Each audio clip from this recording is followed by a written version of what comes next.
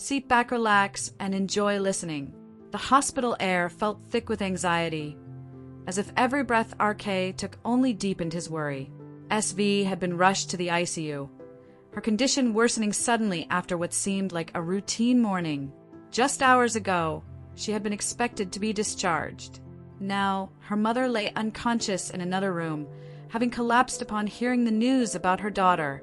RK stood outside, grappling with the gravity of the situation. His mind was a storm of conflicting emotions. He had decided just moments earlier that he would not marry SV, that he didn't even want to see her face again. But now, none of that mattered. As he stood there, the weight of the moment pressed down on him. All he could think about was SV and her mother, praying silently for both of them to recover. The thought of walking away never even crossed his mind. Instead, he found himself feeling responsible for them, as if they were his own family, people he had to take care of. SV's manager stood beside RK, pacing nervously. After sometimes the doctor walked out of SV's mother's room, his face grim. Her condition is still critical. She hasn't regained consciousness yet. If she doesn't wake up in the next 24 hours, we'll have to prepare for the worst. The words hit RK like a physical blow. His heart sank as he struggled to comprehend what the doctor had just said. But doctor, what are you saying?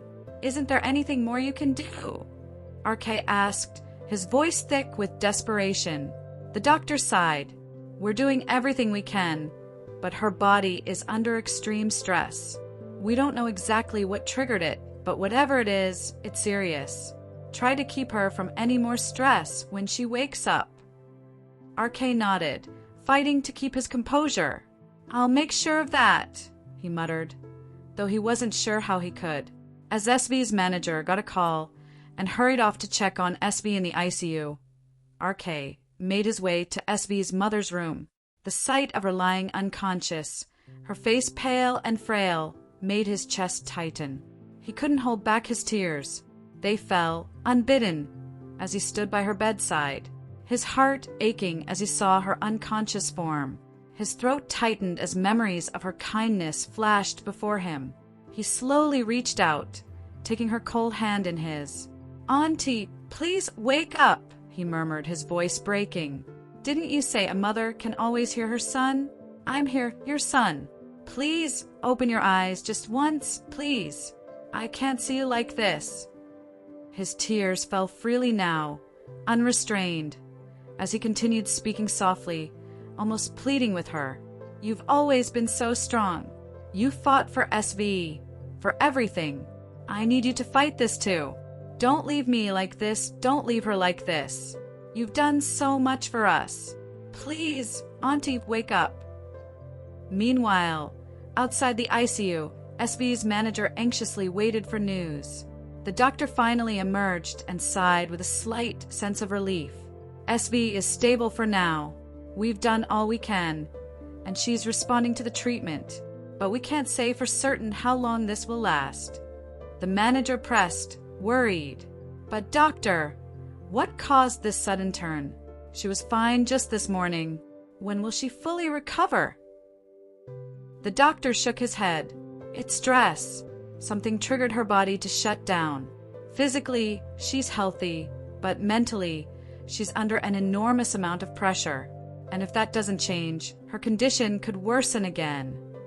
As SV lay motionless on the hospital bed, her eyelids heavy, she heard faint voices drifting through the fog of her semi-conscious state.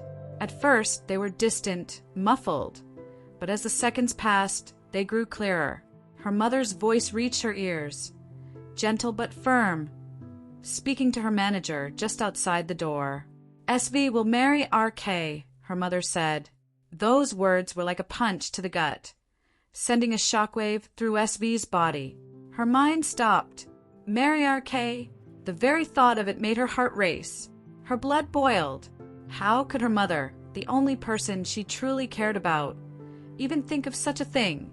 Her mind flooded with images of RK, the man who had stood in her way, the man she despised more than anyone. She hated him for everything he represented, for every moment he dared to challenge her authority. The thought of being forced into a life with him felt worse than death. No, I won't do it, she thought, her heart pounding harder.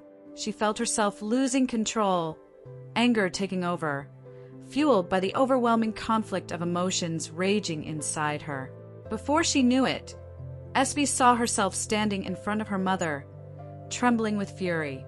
"I will not marry him," she shouted, her voice filled with a venom she had never used on her mother before. Her mother blinked in surprise, clearly not expecting such a reaction. "SB, calm down. Calm down."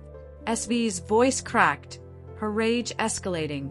"You don't understand. I hate him. I will never marry him. Do you hear me?" Her mother reached out, trying to soothe her daughter's rage. But SV couldn't stop. Her love for her mother had always been her anchor. But right now, the hatred for RK burned too hot, too bright. It consumed her. "How can you ask me to do this? How could you?" SV's voice rose to a scream. She had never raised her voice like this to her mother. Not once in her life. But now, the conflict inside her was unbearable. She couldn't take it anymore. Her mother looked at her with a pained expression, trying to stay strong, but something in her eyes shifted. SV saw it. A moment of hurt, of disbelief. Then, without warning, her mother's body swayed. She clutched at her chest, her face paling in horror. And just like that, she collapsed to the floor unconscious. "Mom!" SV screamed, her heart shattering in an instant. Suddenly, SV jolted awake, sitting up abruptly in bed. Sweat dripped down her face, her breaths coming in heavy gasps. Her hands trembled as she realized she was hooked up to IVs, lying in the ICU. The machines around her beeped softly. It took her a few moments to understand. None of it had been real. Her mother wasn't lying unconscious on the floor. It had all been a dream, a nightmare that had felt so vivid, so real. But the fear that gripped her heart still lingered. SV's manager rushed into the room as soon as he heard the commotion. "Ma'am, please stop. Don't remove the 4. You're not well yet," he pleaded, trying to keep her calm. But SV wasn't listening. Her voice was panicked, desperate. "Where's my mom? I need to see her. Let me go." She struggled to free herself, her determination overpowering her frail state. Her manager tried to calm her, his voice soft but firm.